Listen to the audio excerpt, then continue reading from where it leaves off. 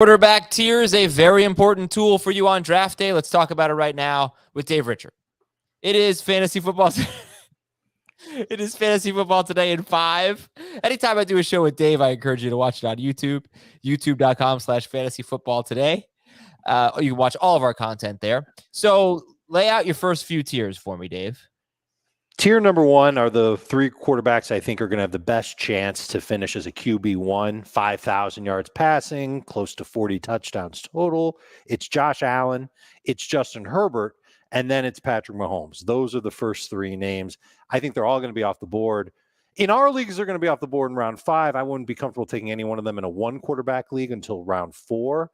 In a 2 quarterback league, I would be totally comfortable taking them before 5th overall, because I want to load up on quarterbacks in those formats. That's tier 1. Tier 2, these are quarterbacks between rounds 5 and 7. They would follow right behind the first 3 in 2 quarterback leagues. It's Lamar Jackson, Tom Brady, Russell Wilson, Kyler Murray, Jalen Hurts. These are guys that don't quite have the same upside to finish as QB1, but they could finish anywhere from QB3 to QB5, and obviously some of them probably will because of the nature of the beast in fantasy. Third tier, 5 more names. Wait, hold on, pause. All right, you told me to go through my first few tiers. But I want to follow up.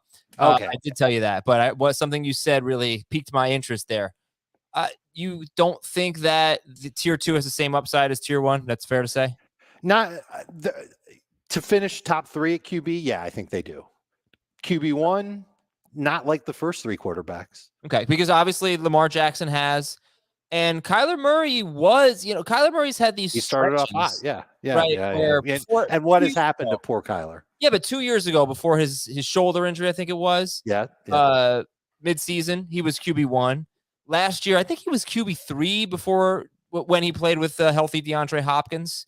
So, I don't know. I wonder if those guys do have that upside. Well, the one thing I worry about with Brady was Murray, QB2 last year too. I should throw that in. Right. Okay. So maybe I'm selling them short a little bit, but with Murray, he's going to start the year without DeAndre Hopkins. When he gets him back, hopefully Murray is still healthy, and that the rest of this offense is still going strong.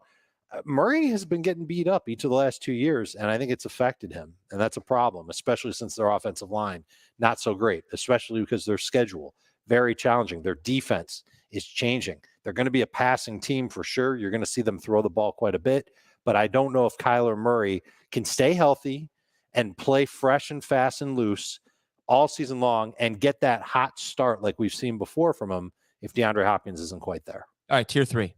Tier 3, Dak Prescott, Joe Burrow, Derek Carr, Matthew Stafford, Aaron Rodgers, and I think you got to throw Trey Lance right up in this group too. Where's Cousins? Cousins is. I think you can wait on Cousins. I know we're excited about him, but I think people in most leagues can wait on Cousins until the next tier. I agree that Cousins has potential. These are the guys who could finish top 10. These are your tiers. I'm telling you what I've got him. And right now, Lance isn't actually in the tier. I'm just saying he probably should be. You're going to draft him in the same range as all these other quarterbacks, hoping that he hits his upside, which is to be a top 10 fantasy quarterback.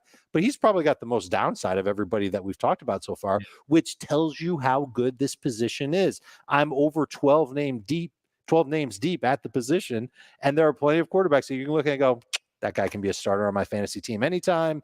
Matchups don't matter too much with that guy. Happy to have him on my squad. Okay, what's tier 4, and are these guys still starters? They're still starters, or at least the guys at the very top. Kirk Cousins is in this tier, and Trey Lance for now in this tier, but we've already talked about that.